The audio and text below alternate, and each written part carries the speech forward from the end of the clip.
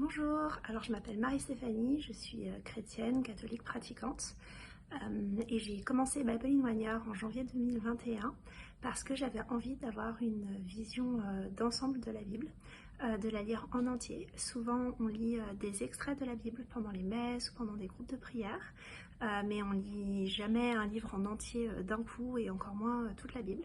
Je l'avais lu en entier il y a je dirais une dizaine d'années, mais je me rappelais forcément pas de tout parce que c'est quand même très dense et j'avais envie de le faire en étant accompagnée, en ayant un peu des explications, un groupe avec lequel échanger. Et pour ça, Bible in 1 Year, ça a été vraiment super. Là, on approche de la fin de l'année et je vois que ça m'a vraiment apporté une vision d'ensemble de la Bible. Ça m'a fait lire des textes dont je me rappelais absolument pas ou vraiment qui étaient très loin pour moi. Et ça m'a vraiment permis d'approfondir ma foi en lisant tous les jours la parole de Dieu. Avoir le groupe, c'était vraiment génial pour persévérer. Ça, c'était quand même très très important pour moi.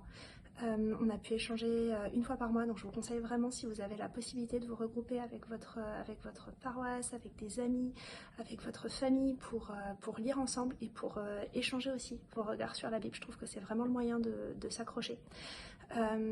Et là, après 1 an, j'ai envie de reprendre un peu les lectures quotidiennes de la Bible qu'on a dans la liturgie avec tous les jours les textes du jour, que je faisais déjà avant. Et j'ai aussi envie d'approfondir certains livres, parce que là, on lit toute la Bible en 1 an et ça fait beaucoup à lire, donc on n'a pas forcément le temps de creuser. On en parle hein, évidemment pendant les réunions, mais j'ai envie de revenir sur certains livres et peut-être d'approfondir un peu ces livres-là, de les relire plusieurs fois en méditant, peut-être de lire certains ouvrages dessus pour encore approfondir ma relation à Dieu à travers sa parole.